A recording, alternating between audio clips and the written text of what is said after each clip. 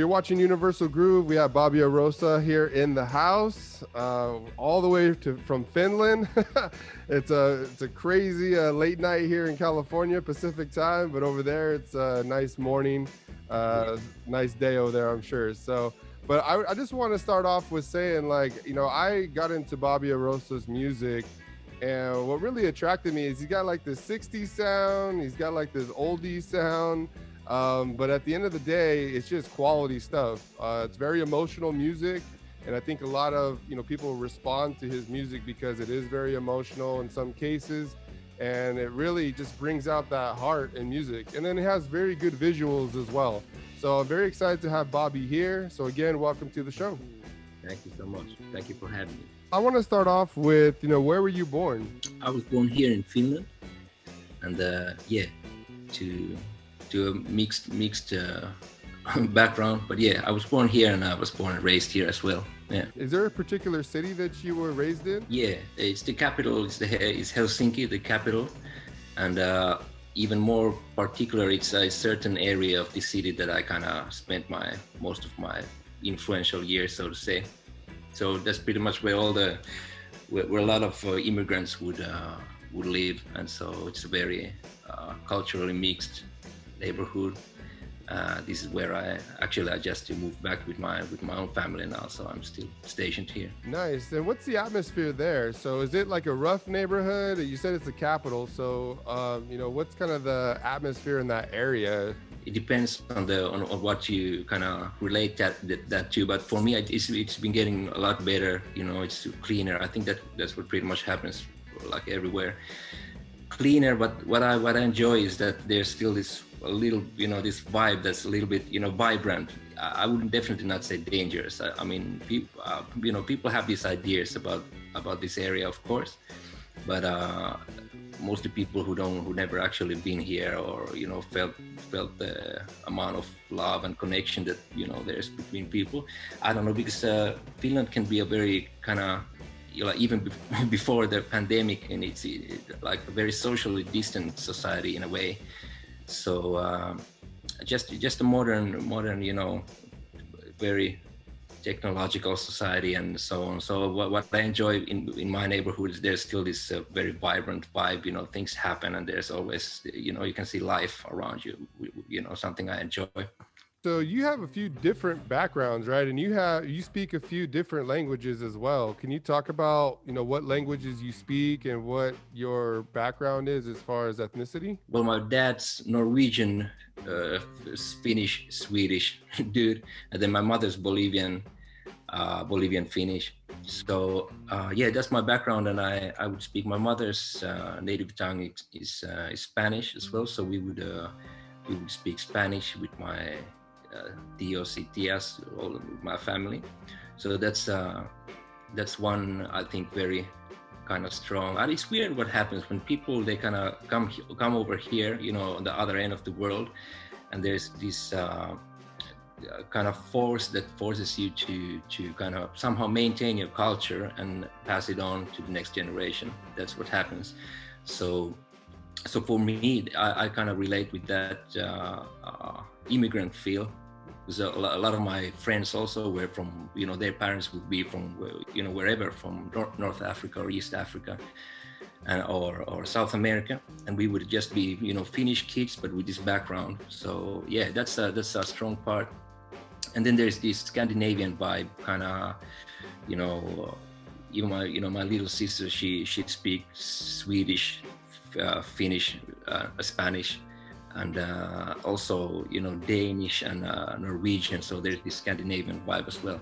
But yeah, that's my background. It's very I don't have a very strong feeling of belonging to a particular nationality or a particular ethnic group in a way. So I'm just an odd bird here, a little bit everything, a little bit of nothing. So you had a different name though. You weren't Bobby Oroza, right? You had a different name when you were born, correct? Can you tell us that name? Yeah. So my full name would be Boris Herluf Nordin Oroza.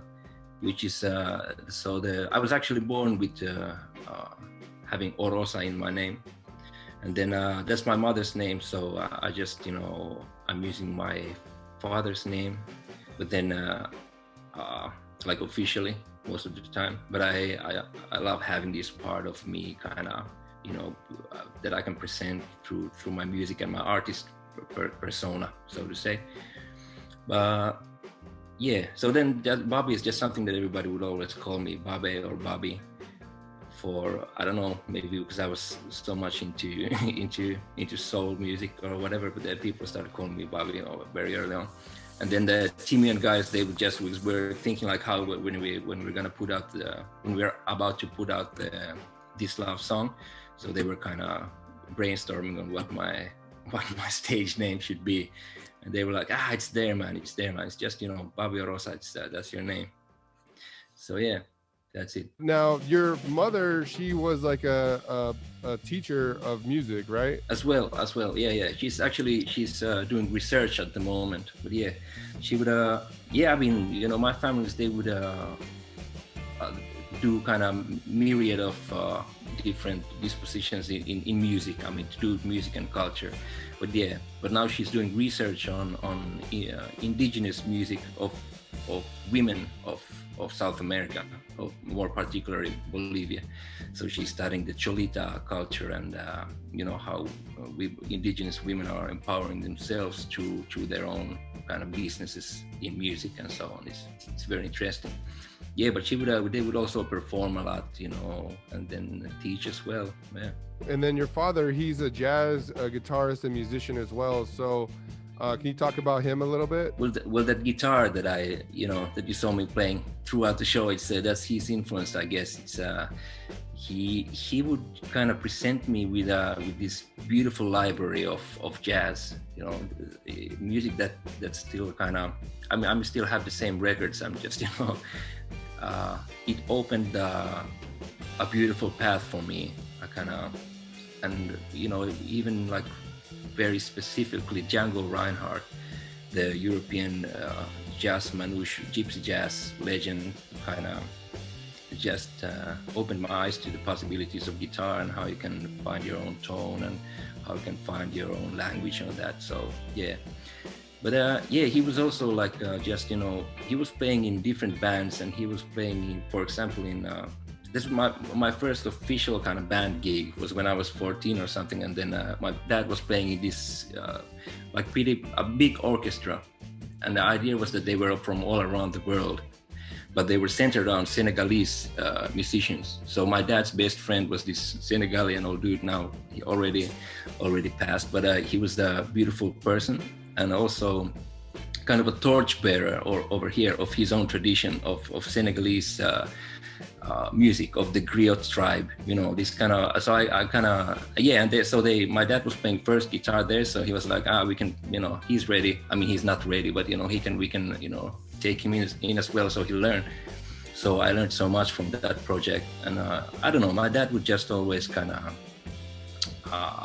indirectly just push me into some directions perhaps, and give me opportunities in that way, like very naturally, not even kind of making a point out of that, but just like maybe he's also, I was cheap, if he needed somebody to, I want to talk about just how powerful that is as a family, being in the business, performing. I mean, does it give you a lot of, self-confidence in that? Like, hey, this, my family's doing this. Does it make it easier for you to become a musician naturally? Well, I'm sure. I'm quite sure. I mean, I wouldn't know in a way because it's just a reality that I was brought up in. But I mean, there are definitely also like downsides to that, I guess. But because everybody's working in the business, and it's it's not the most stable kind of business, not the most predictable business. There's always this hustle going on in a way. People traveling, people moving around, things happen fast. People work late, and there's sides to that. But all I can say is that it's my profession. It's my way of life, and now I'm bringing up my own kids into that. So I'm just. The circle is kind of, I don't know. it's a good way to spend his life. I love being on stage. I love being in the studio. I love communicating with people in that way. You know, so again, it's weird. I just enjoy that. You know, when you're on stage, like in that Santa Ana show, it's I don't know. You feel the energy of so many people at once. I'm kind of addicted to that feeling, you could say.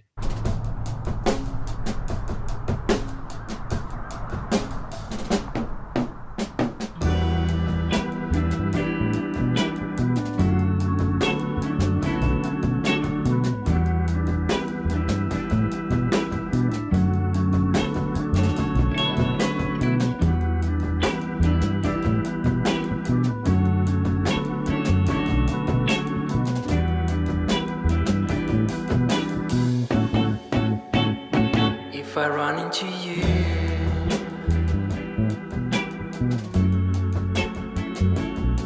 I'm gonna turn away.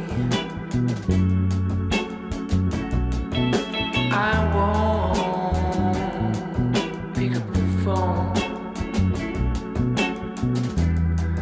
If you call me today, 'cause you're the kind of girl who can make a man lose his mind. And I got to move ahead. I can't afford to lose more time.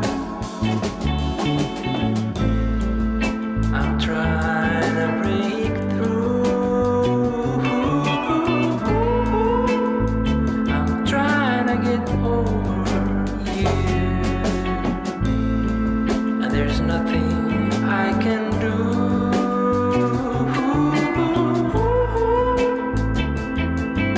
but stay away.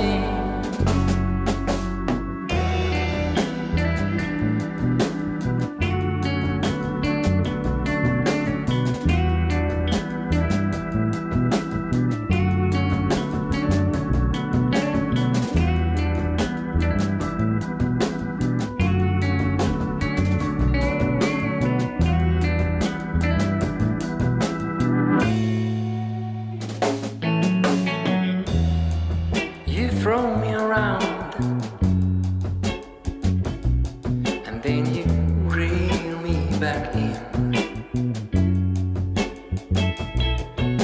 You reach out those arms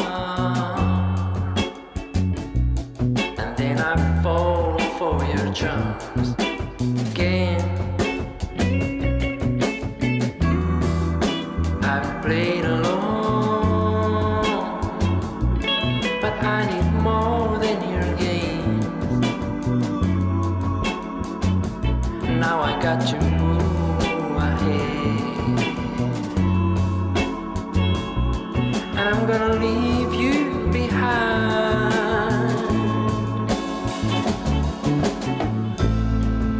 I'm trying to break through. I'm trying to get over you, and there's nothing I can do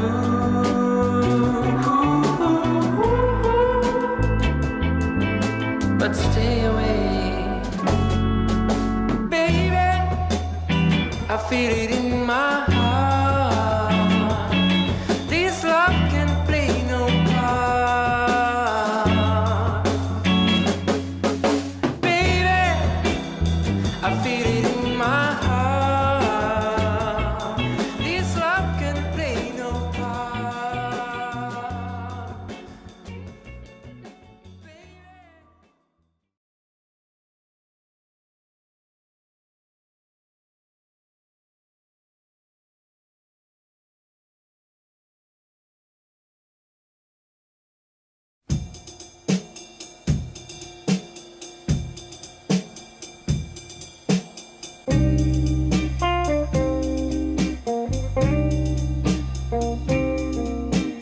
I wanted to go into like the time that you first kind of picked up a guitar Was this from your father, you know, like, hey, here's a guitar? Or did you like maybe ask him, hey, I want to play guitar? I started with cello. Because I don't know, maybe they were thinking that, you know, it's good to have perhaps, you know, classical training. So if he would, you know, if there would be a chance that he would get a proper job someday playing in an orchestra, I don't know. Yeah, but I started with cello, and I still love cello. It's a beautiful instrument. But I think very soon I started being more and more interested in guitar and other instruments as well. But we were never kind of, I never felt that I was pushed into any direction. I had a lot of liberty and also responsibility in that, you know, to find my own, you know, what ticks me. So I got into guitar, and then I mean the guitars were just lying around all the time. So basically all my sisters and brothers as well, they just, you know, everybody learned guitar, and it's a very, you know, practical instrument. You can just, you know, kind of orchestrate a whole song with it. You can have all the harmonies, like piano, the travel piano. I want to go back to that Santa Ana show, and again, what shocked me when you walked out was, you know, I thought that you were kind of more of like a James Brown type singer, you know, like an R&B type singer, where you just go out, the band plays, you know, maybe you dabble with the guitar here and there, and you know, but you let the band handle it. That's what I thought. That's when I walked into that show, I thought that there's no way Bobby Oroza is coming over here and playing guitar the whole night. And you did. Like, you played the whole night. You played, and it was like, wow. And you still put on a good show, which I think is very difficult when you're playing the guitar and still trying to, you know, put on the show for the folks. Because it's very hard to like do that at the same time as control the crowd and still have to play the notes, you know what I mean? And you did that very well. So how long now have you been playing? I mean, how many years has it been? I think I started like really spending more and more time or like, you know, practicing technique and song when I was maybe 12, something like that. But yeah, but there's been these phases in my life, you know. I like started strong then, and then I remember having a time when I really tuned into percussion instruments. So I would kind of, you know, the guitar would take a, you know, a background stance there. But and also I started learning piano and drums as well.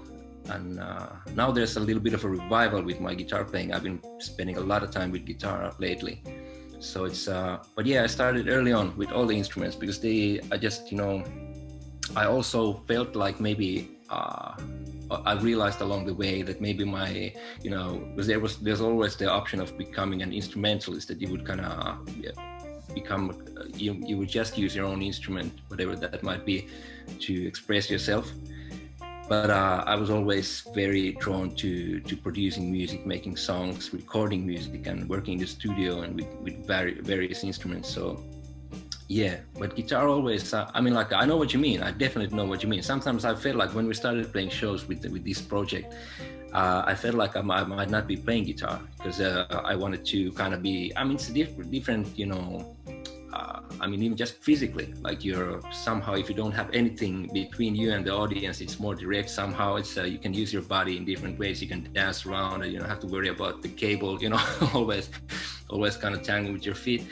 So, yeah, I thought about that, but there might be a situation where I just, where I'm gonna put down the guitar and just sing or dance or something like that. Yeah, you gotta definitely incorporate those dance moves, man, because those dance moves are magic.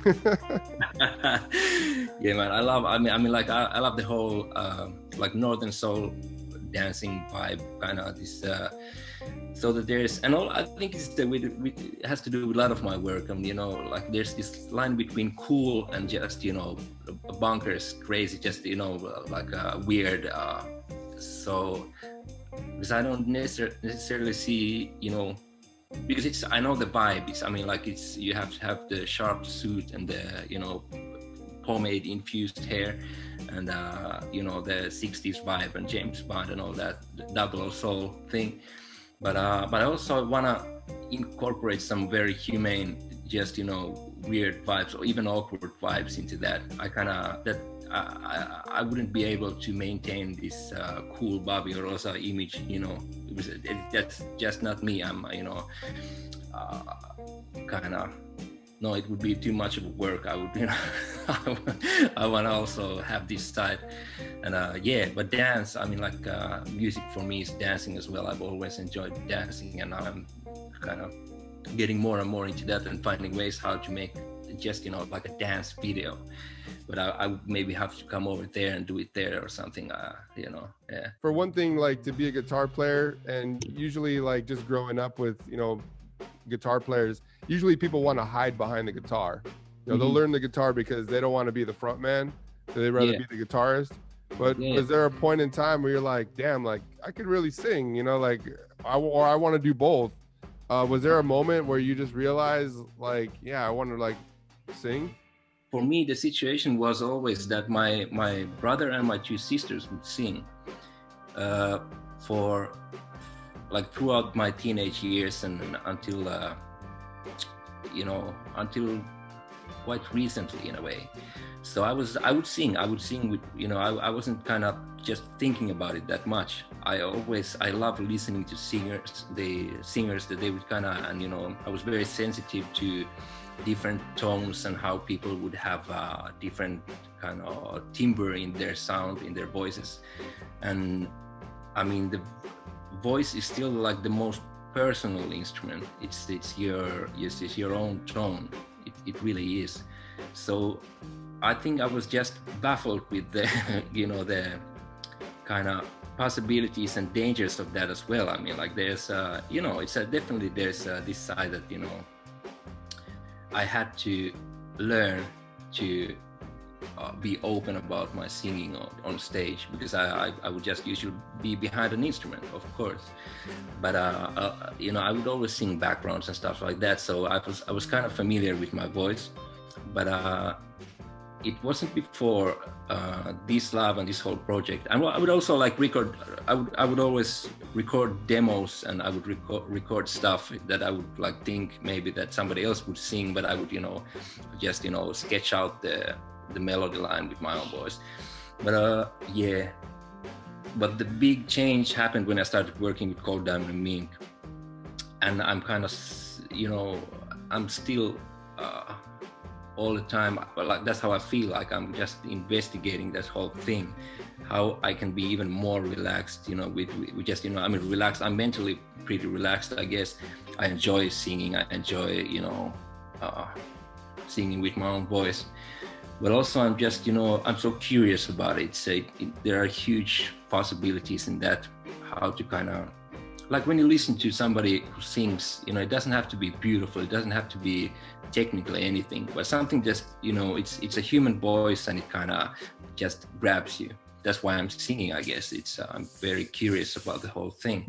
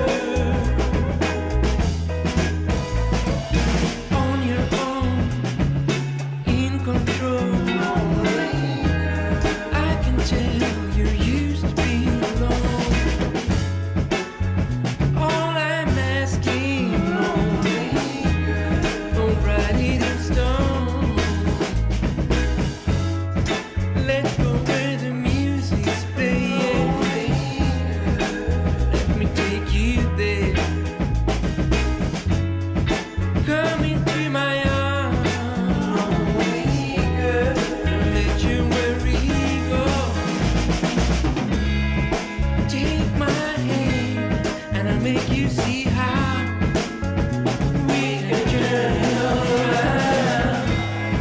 Believe me, and you will see we can get it.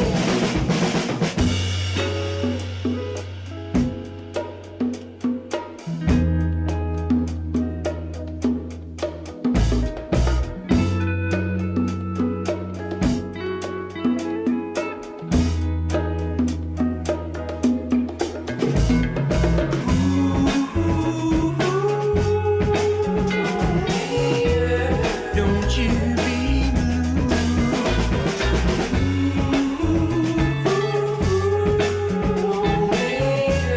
We can turn it around.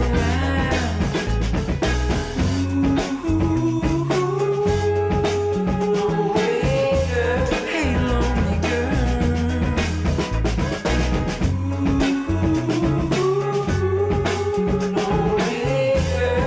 you're so fine.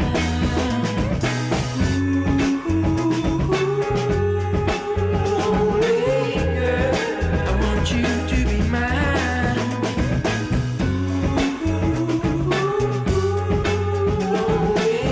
I think I'm in love.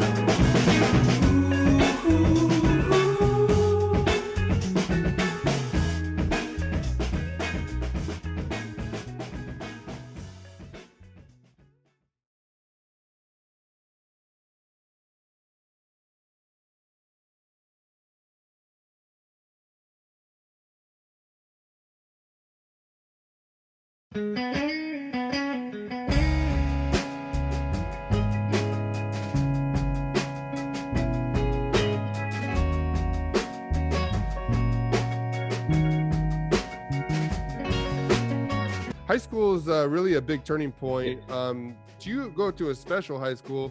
Can you talk about just the high school that you attended? First of all, I'm fortunate that I would, they would exist a high school like that for people like me to have even a faint hope of actually graduating from high school. What happened was that I got in, and actually I was for some reason put into a dancer class. Yeah, so 2 lines. You could be a dancer or you could be a musician. So I applied with guitar, and I got in, and but I was put into a dancers class. So there were like 40 ballet dancers and modern dancers and me, for some reason. But this was actually fortunate for me because I was very inspired by ballet and all that stuff that they would be doing. But yeah, so eventually I spent time there, and I spent, they were on the ground floor and in the basement of this huge old building. So in the basement they would have studios.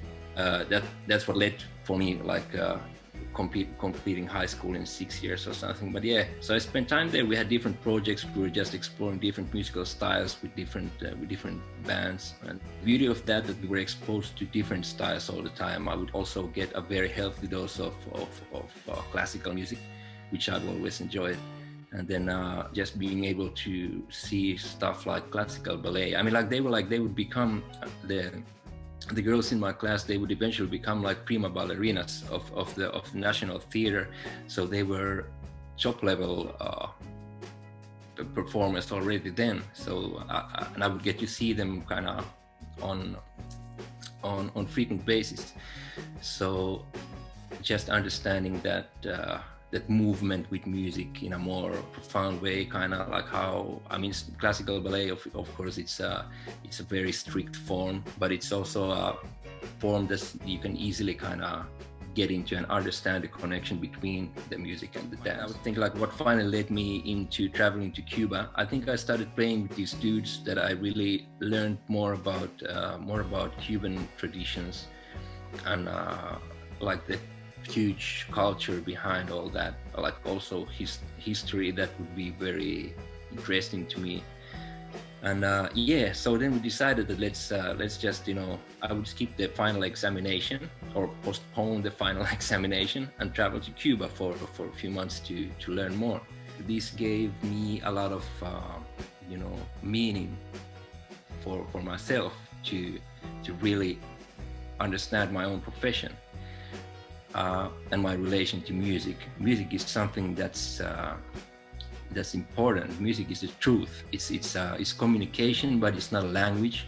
It's always just open to interpretations, but it's also somehow very direct. And so this communicative aspect kind of came to me strong when I was in Cuba. I understood it is a way to communicate. It's a message. It's to preserve something. It's to fight something. It's to defend yourself, your culture, your own unique human self in the midst of a situation like that. They would be dragged from their homes, and they would be brought into Caribbean, but somehow magically they managed to save their rhythms and kind of keep the rhythms alive and I see it as in the big picture to the benefit of all humankind, in a way. Like, if we wouldn't have Cuban music, if we wouldn't have that tradition, how it shaped jazz, how it shaped American music, how it has shaped like all kinds of music, reggaeton, all that stuff. It's so important. So yeah, the pieces kind of fell into their places in my mind, where that would be the way to like crystallize what happened to me in Cuba. Yeah. Wow. And you just brought something to my attention that I feel like as like maybe a listener would never know about you. That music is definitely like, for most musicians is a lifestyle, and I feel like you breathe, bleed, sweat this music along with your family. And I think that's just kind of like the full circle. It's like you started off with the family doing it. You're in a school that really pushes towards the arts. Then you go to Cuba and find that those traditions are super deep, and it's just like within your heart. And that kind of really makes sense to me, again, why people really buy into what you're doing, is because this music that you are playing and creating along with others is just really connecting in so many ways to their soul, because it's within your soul. And I feel like that's just really the magic that you have, just hearing you out. I mean, this is the magic that Bobby Oroza has on the people, is really like, there's a depth to it. It's a really beautiful thing. And I don't know if many people have dove that deep into music as such as you have. So I think that as a fan on the outside, I really appreciate, an artist that is that in depth of music and wants to be that creative. Oh, well, I'm happy to share this stuff, and that's what it's all about. It's communication. I'm happy that these levels are weird. Like, what makes a song special? What makes some artist something that you kind of always go back to, and you want to hear that song, you have to hear that song. And it kind of also, like, just a little bit branching off of that topic, still like there's also the thing that is your song. When I make a song, it's it's my song or our song. We record it and put it out, but after that, what happens, it's not my song in that way. I mean, it can be anyone's song, but what I mean is that it's always there has to be a personal, some kind of personal relation to that song. If you would just think that it's, or have this feeling that, all right, this is something that's very like it's stylish, or it's cool, or it's, the appeal can be whatever, actually. But to have these levels of connectedness, there has to be, somehow that people, I guess I enjoy just writing very simple stuff in a way.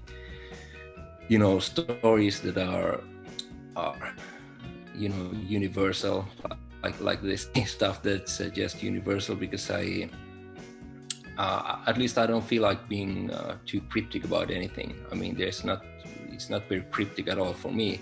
I mean, it's love and pain and all of that. Yeah, and I think that's a big connection. And the things that I enjoy about, you know, artists that I follow, you know, Bjork being one of them, you know, Jimi Hendrix and all these artists that are just iconic. There's gotta be, to me, there's gotta be, the music has to be there, right? It has to hit some type of chord in your heart or in your mind, put you in a place.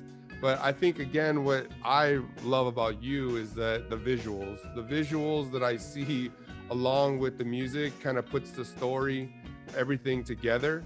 And that's really what I love. I love to see, you know, the movie behind the music, or what your thoughts are, what your interpretation of that, of the, you know, with the song, with the music video. And you just nail those things. Like, you know what I mean? Like the videos that you have, they just kind of really just make all sense, and it just kind of gives you that visual. And you're behind a lot of these visuals there, and you have the vision. So I did have the question, like, when you're writing the song, putting it together, are you already thinking about, hey, this would be kind of a cool concept to do this in the video? Are you thinking like that, or is it just kind of come later down the line? Very often it happens that I have these images in my head when I'm writing a song. It's I mean, like words, I tend to think in pictures in that way.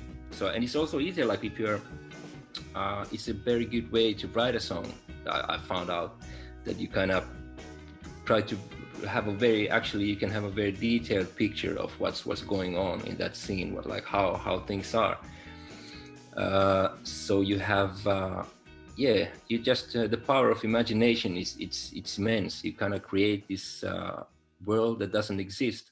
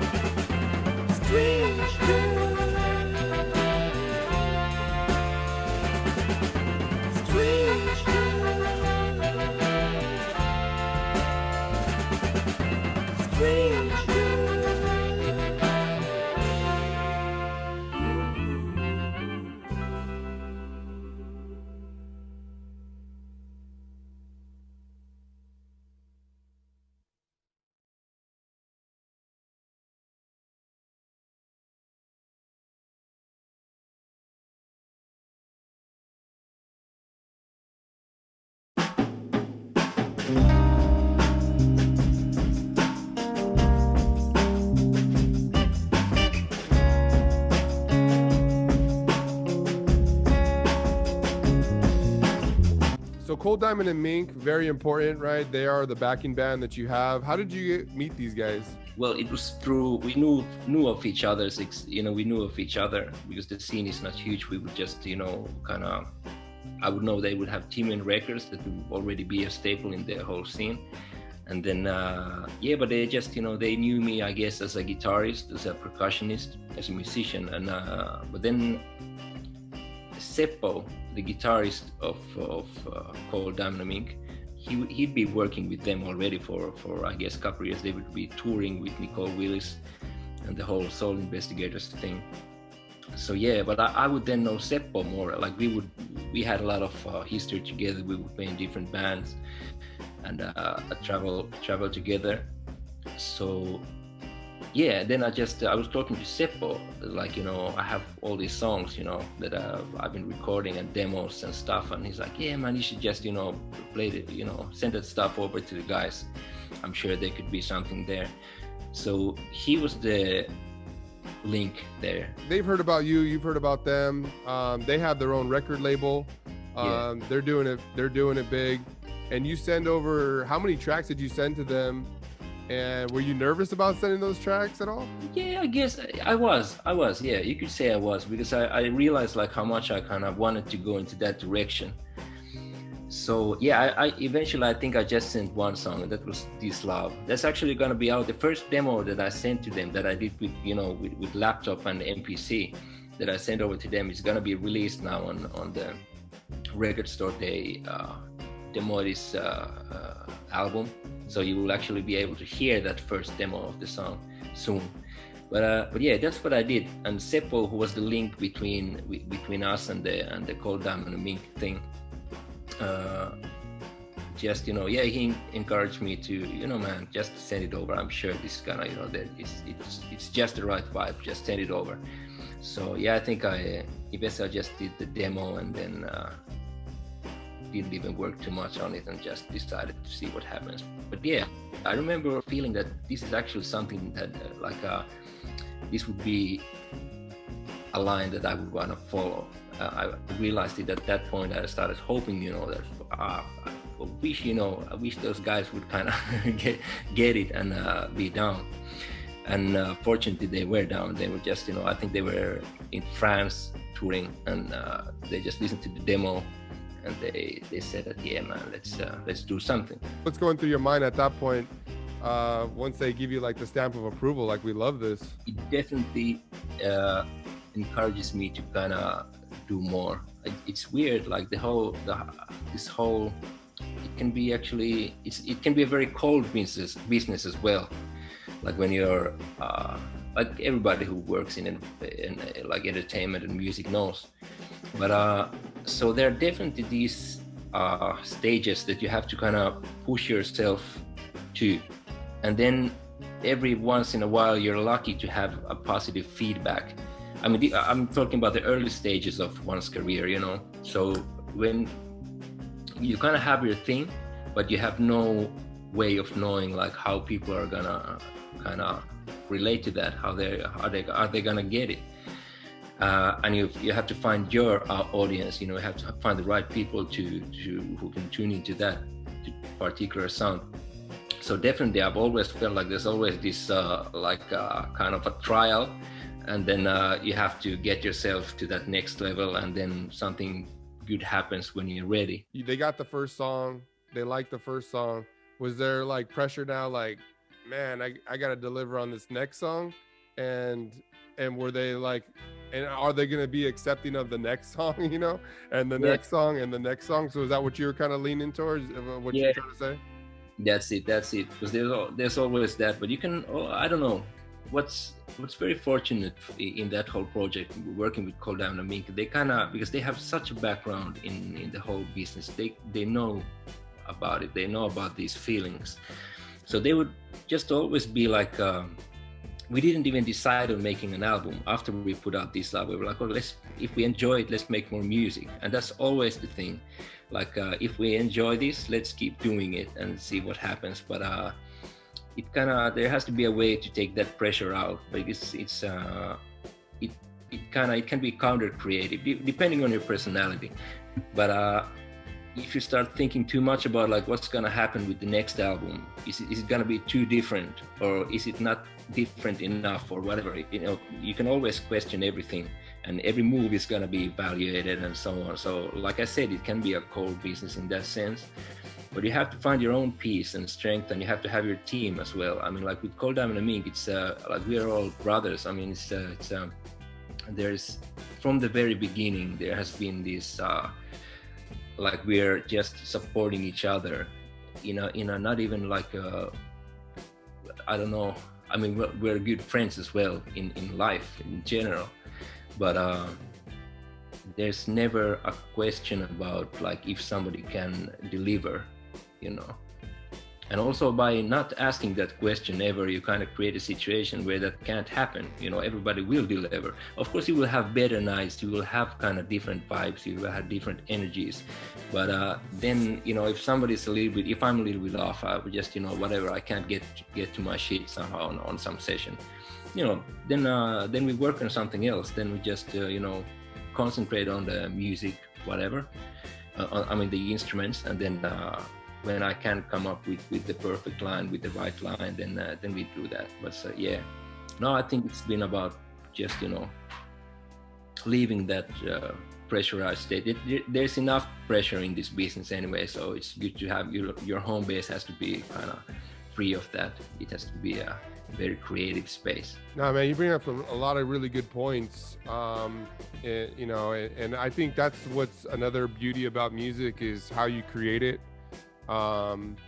You know, and how it's completed. And at the end of the day, it's all about writing the hits, right? And whatever comfortable space that you need to be in to do that, whether it be chaotic, whether it be, you know, quietness. When is your inspiration hit the most? Are you more of a night writer, or are you like early morning? These ideas hit you. What's like the most inspirational time for you? Well, I think I always considered myself a night writer, that I would just, you know, I mean, there's something beautiful about, because the soundscape is different in night. For example, I mean, it's silent and it's dark. Your kind of your senses are not triggered that easily. Also, your whole system kind of goes in a different state.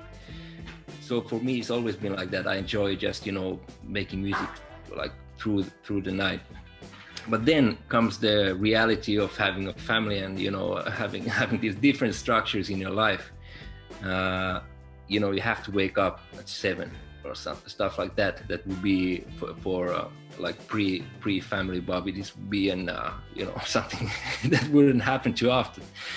But then again, I found beauty of the mornings. I'm like that's, I mean, silent too. It's like everything's just kind of not yet going full bore, but kind of there's this weird calm before the storm that can be very inspirational. So what I usually do is, you know, if I take my kid to the kindergarten, then just walk back through some parks or whatever, and start getting into the vibe. So, and then I would pick up the guitar very early nowadays. I would probably start working at 9 even.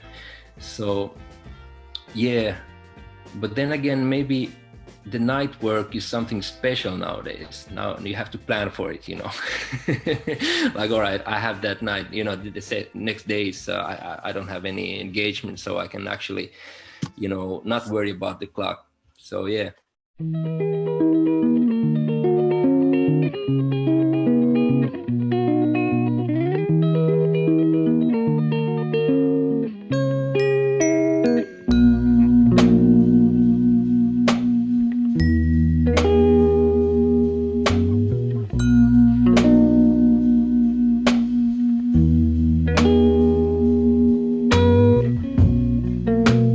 Some people say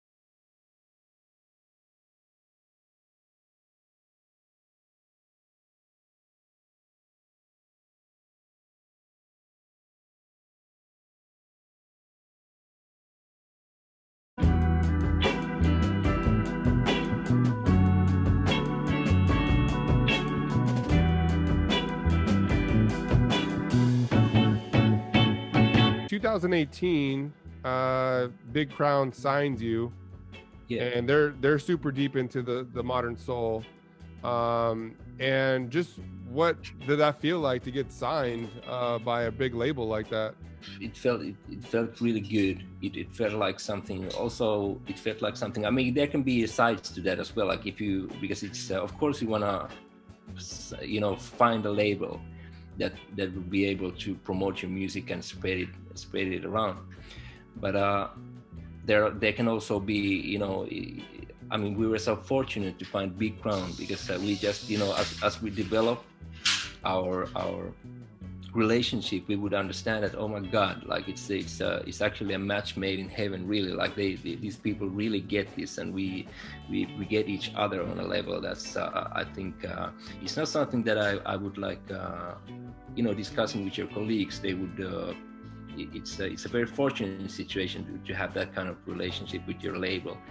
So, but it was natural for me. It was a kind of natural step when you think of the whole vibe we had already. We called them Mink. So it would have been stupid to kind of put that into somewhere that wouldn't give it enough space to breathe its own life. So what that's what's up with Big Crown. They would just like do your thing. That's why we want to work with you. Yeah. So the album comes out. I mean, it's just from top to bottom, full album that's just got beautiful tracks from start to finish. You listen to the whole thing. Now that's another thing that I want to bring up, because there's not that many albums out there these days that you can kind of listen to from start to finish. There's usually like a couple singles, here and there. Some artists are not even putting together records. They're just throwing out a couple singles here and there, and maybe one day we'll get to that. But in your case, you got the full album and it hits. What was that process like, putting that together with them? How long did it take you to put all those songs together? And just, what was it like in the studio doing those? Well, thank you. First of all, thank you. I think I'm very happy it came out that way. But only way to explain that, how we just it comes down to the process again, because we didn't have a plan of making an album in a way. We were just making songs. We kind of discovered each other musically as well. So we were going into different directions. If you take a song like Deja Vu, for example, which has this very spacey kind of vibe. So, and that's kind of just, an experimental mindset in a way. Like we're grounded in our similar musical references and our own sound, but then again, we are free to, do different stuff. Or then you have the Your Love Is Too Cold song. That's like a Northern Soul vibe thing. That's like a dance tune. That's probably because we realized that we have a lot of these very kind of moody philosophic and slow beat, like deep tunes. So we wanted to do something, should we maybe, try something that would be, a little bit more energetic and faster. So that's how we came up with that, and also Falling in Love. And we just, felt like this Beatles vibe all of a sudden. Like we wanted to, like, what would be like a very romantic song. Like the whole theme of the album seems to be, we weren't talking about an album back then, but at that point, but we kind of realized that it's going to be love songs, So what would be the most romantic thing to do? And falling in love, man. It's it's very, like I said, it's not something very cryptic, but just song by song. I think we each song has a different vibe to us, at least, and has a different point of interest and point of musical reference even. So, because why I'm bringing up this reference thing is that because they are record heads, we're all record heads. It's we devour music, and it's that's an important part of our process. We listen to a lot of records and kind of also kind of break that sound apart a little bit, like, all right, that's how they do that, so how could we incorporate that into this song? You know, it's also, it's a learning process as well. All creative processes are always learning processes as well. You discover something, you know, you go into that. So I guess that's the reason why the first album came out like that. We were just, every song had a different kind of there was a different search and mission even for us. So then I hope that's, I think it's our process. It's just how the second album is coming together as well. Every song is just a different story in a way, and then we decide later on like how it's gonna come together as an album. But I definitely get what you mean about like this like the whole format kind of, there's this talk of how the album is gonna die, like nobody has time to listen to a full album. But I guess that's the one benefit of the format, like we kind of, Big Crown still thinks in vinyl in many ways, like long play vinyls. So, and there's this huge revival of that whole scene and so on. So, but that format gives you the possibility to concentrate on making an album. And you know what's the beauty of that is also it has two sides. So you have like many ways of kind of structurizing your album, your scene, your themes, the whole thing. You can kind of create tension there and then break it down and then bring it back up again and so on. It's I love that.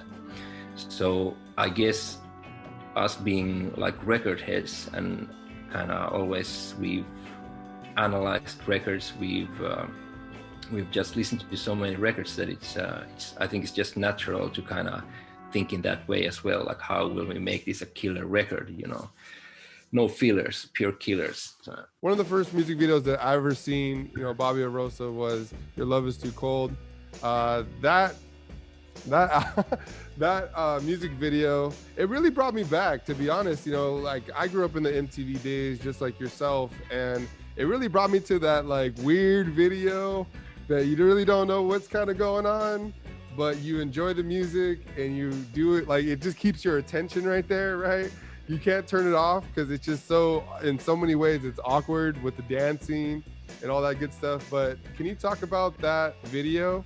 And you directed the video and you worked a little bit with the choreography as well. Can you talk about that process? So I think in that video it comes pretty much down. I mean, the success of that video, if you can say that, it comes down to the casting. I found the right people to do it with. So yeah, I directed that and then edited that as well. So I had a very strong vision. I had pictured that out in my mind. But yeah, what happens in these kind of situations, like when you work with people that are just you know beautiful artists that can express themselves on so many levels with their bodies, with their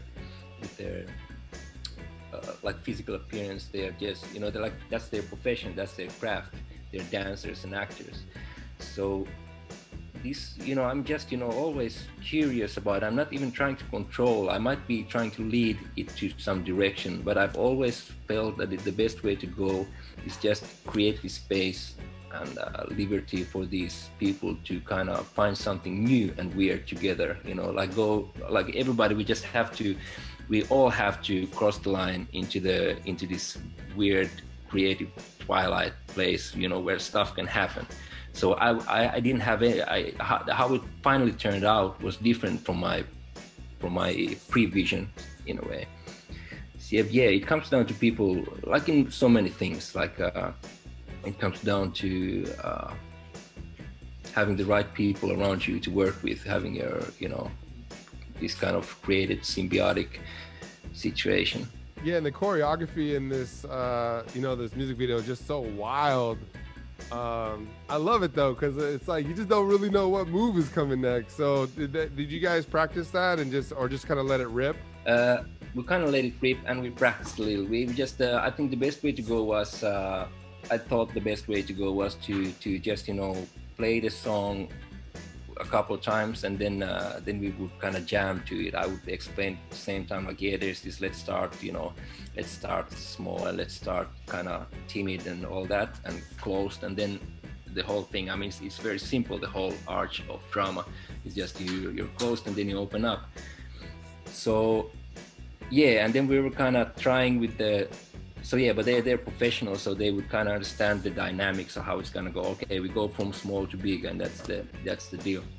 So then we would tweak the levels, like how far you can actually go.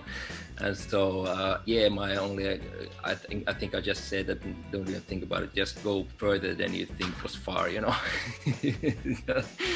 So yeah, but it comes down to, it could have gone in so many ways, but that's how we came up with it. And I think there's this well, I was also playing around with references there. There's this I think the most noted Finnish film director, Aki Kaurismäki, who has a very certain way of expressing Finnish physicality and Finnish bodies and Finnish dance, and this always intrigued me. It's like it's very different from what you can see in Cuba, for example. The whole body culture is different. Whole way of expressing yourself through dance is different, but it's also something universal. You have to express yourself with your body as well, even though that you wouldn't be maybe you just weren't doing that from since kid, like in Cuba.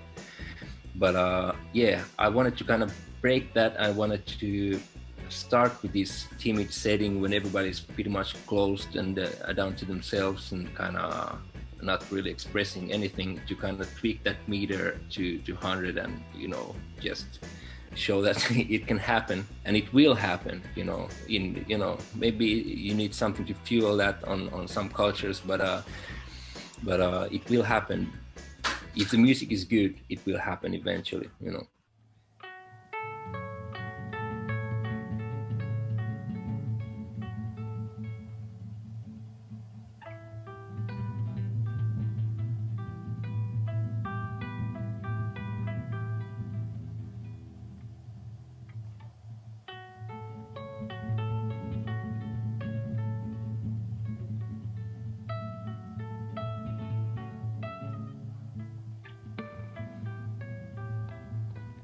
Bobby.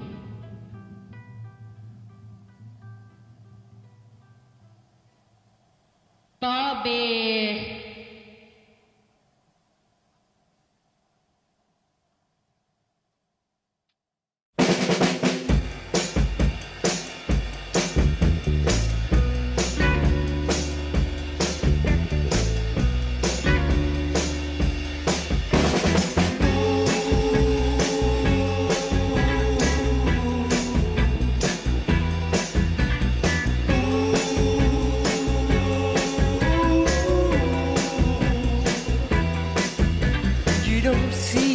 Much I'm trying, it don't mean a thing to you. You don't see how much I'm trying, baby, no matter what I do. And I've been a fool to believe that you could feel my pain.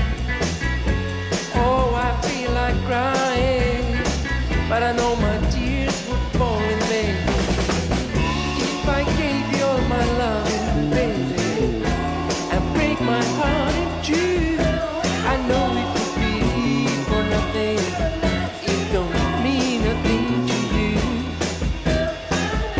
I was blinded by my hopes, now I can see clearly. I'd be nothing but a fool if I shared my dream with you.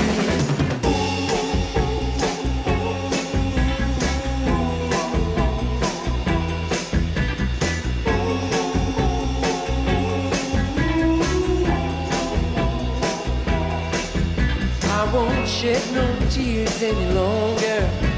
It took me some time, but now I'm stronger. No more make-believe. Gotta be true to myself. No more make-believe, little darling.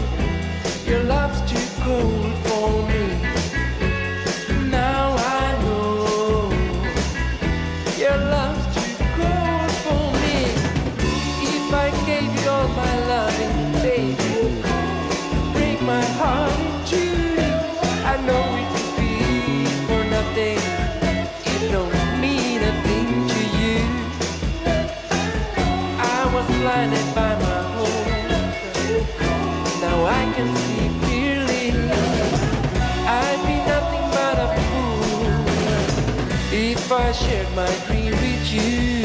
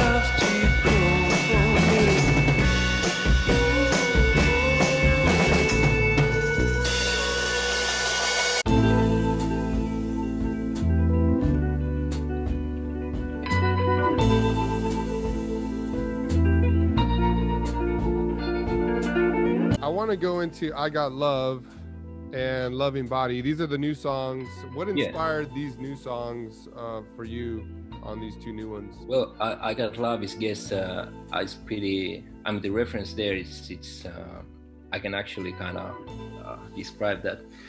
It's about certain like frustration, I would say. It's like almost a negative feeling towards a society where you would have to deal with certain aspects, like, you know, just the money, for example, that's considered as a very proper goal for people to try and kind of achieve a situation where you have a lot of money. So it's considered something it's a useful way to spend your life. Like, you have this one life, and so just push it and make your buck, you know, make the money.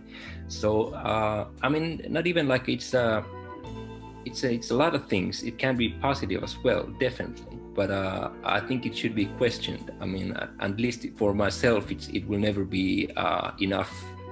It will never be motivating enough. That's just something I realized. Like, I've been trying to, you know, get into that. I realized that like my life would be so much easier if I would have that money. But then again, I just you know, I don't find it very interesting. It's not for me, and without any judgment, you know, on how people live their lives, but there is always a possibility to incorporate more love into your life, understanding what's really valuable. And for me, it's the love that I'm fortunate enough to experience on my path in my life. And then Loving Body, that's also out as well. What's the inspiration behind that song? It comes down to dance, I guess. I think I've always had these like shadow ballet dancers in my head. So, because classical ballet there's something very beautiful in that. There's something, it's somehow very constricted. It's formal, but in that formality, there's something very humane. I mean, it sounds controversial in a way, but for me, it's something that's beautiful. So I always kind of, and it's a love song, you know. It's about coming together as physically as well. It's like creating this energy together. That is something that two people can come up with. It's a beautiful thing. It's something that can, you know, revitalize both these individuals. And, you know, there's always I think I see we're individuals, but we're also, you know, just, you know, there's this togetherness that I'm always, my whole system is very, you know, weird and esoteric, and you know, but that's a concept that I've always kind of enjoyed, realizing that you can actually, in a way, become one. You can have these experiences of being something that's you know, united. But yeah, it's about how these bodies kind of interact, how they little by little kind of come closer, and how finally they will come together, you know. So if you, like in beautiful ballet pieces, you can see this development, how there's this phase of getting to know each other, or maybe perhaps some kind of temptation that's fought, but then in the end, how it comes together, I think is beautiful. It's just when bodies move in the same kind of, they find the same rhythm, they start dancing the song in the same manner and so on. Yeah, that's yeah. I could, you know, these one of my favorite topics. I could go on, you know. I hear you mentioning throughout the interview that there's an album in the process. What can the fans expect, you know, on this new album? Is there going to be a crazy difference from the first album? Is there a concept? What can, I guess, the fans expect from the new album? Yeah, I mean, like we discussed earlier, these are the, like, there are always the expectations, and then you have to kind of find a way to deal with this. Like, yeah, what we decided, the guys, we already have the process. It's already naturally evolving. So let's not overthink it. Let's not let's not even think about it. You know, let's keep on making music and see what happens. And but it's gonna be different, definitely. It's gonna be. I mean, we've been applying different techniques to start with, and it's recording. We're all very much into, you know, the engineering side of the whole thing and so on. So that's gonna be heard on the album. That's for sure. For people who kind of are into these kind of things, they will realize that. And everybody who's tuned into like the whole classic, like oldies soul scene, lowrider soul scene, they will be sensitive to those aspects, I'm sure. And then songwriting wise, it's the same. Like just the part on this album, it's not going to be only love songs. There's going to be some, you know, other themes as well. I guess that's what I can say. And then yeah, but it's always a surprise. I mean, you have your own kind of view how that's going to be, but still that's very, you know, hard to kind of hard to see sometimes for yourself. But yeah, eventually it's just, you know, when it comes out, people, you know, then we'll know how different it is. And, you know, maybe somebody will anyway think that it's the same, and then somebody will be more sensitive to the differences, different approaches we've used on this album. Is there a specific date that we can expect this to come out, or we're just gonna write songs and we'll kind of see? No date yet, but it's gonna be this year. Yeah. Is there a name for the record at this point that you have? No, I have some you know, prominent ideas, but no, I don't have the name yet. Yeah. Just one last question, because I think I can't not talk about, again, the love that the lowrider culture, the Hispanic culture, the culture just loves you, loves the music. Can you talk about some of that love and again, coming, you know, to Orange County, Santa Ana, doing the show? Can you talk about that experience? Well, I can start with what it means to me personally, I guess. It's like something that suddenly, because you know, I've been living here all my life, and there has been a community of Hispanic people, Latin people, well, you know, however people want to be defined, or may not even want to be defined in any way in that sense. But people who speak Spanish, people who have this cultural background, so, you know, they've been around me, but they have been also, I mean, having this background for me has been also alienating in a way in my relation to Finnish society, you know, because just remembering stuff like how different it was, like if my abuelo would take me to school and he would naturally, you know, give me a kiss or something like before you know, sending me in, and then just remembering how people around me kind of saw this as something weird, like what the fuck's going on, like like your grandpa, how can you be how can you even be so close with your grandpa and stuff like that. It's like, what, it's natural, it's my familia, it's like it's our thing or whatever. So I was aware of that. I never kind of but also I wasn't, I didn't face cultural discrimination in a sense that the Hispanic community is experiencing in California, or has experienced throughout US, all of the history, all throughout history. So I'm fortunate in that way, because it's a very kind of liberal society here. It's there's space to breathe. And then again, I never defined myself as fully Latin. This is part of my identity that's kind of mostly expresses itself through music and language. But then again, there's something that I felt when I came over to Santa Ana, when I realized that this huge community of people with various different Latin backgrounds, Hispanic backgrounds, and are kind of feeling that thing. So I started thinking, like, how is this? Because I sing in English. I mean, it's how is this happening? So, and I still don't know. I'm just so grateful for that love, and it has started a process in me. I'm kind of maybe I'm not gonna ever define my identity. That's my way, and that's how people should have that liberty in a healthy society, to not even be racially or culturally defined, but considered as individuals and have the same kind of space to breathe.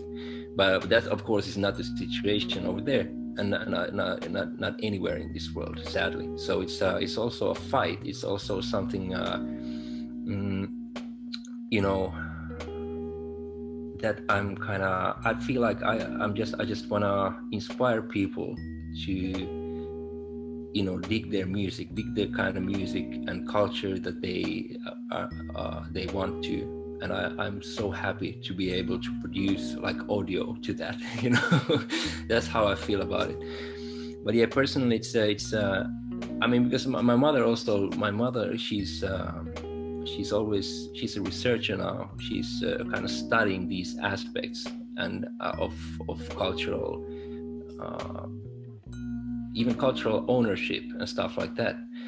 So, and cultural appropriation, all that. These are the like topics that she deals with. So we've been discussing this. Like I've been like, how can I feel like am I kind of what way should I be thinking about this whole thing, that it's or my own Hispanic background and the scene there and so on.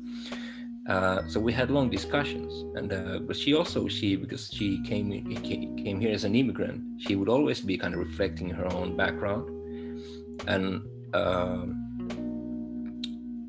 then I'm kind of thinking how it kind of manifests itself in me. And am I kind of being artificial if I try to kind of make a connection with that culture, or somehow find myself a place there in a way to express myself and so on.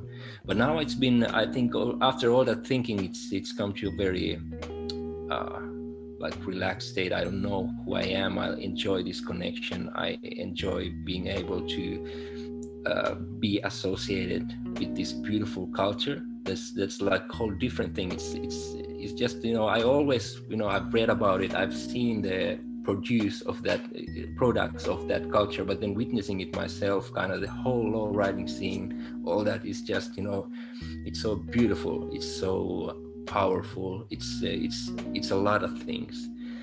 And also the different kind of how it's in a modern society, how it's coming together with all kind of gender aspects and all that. People just find their way to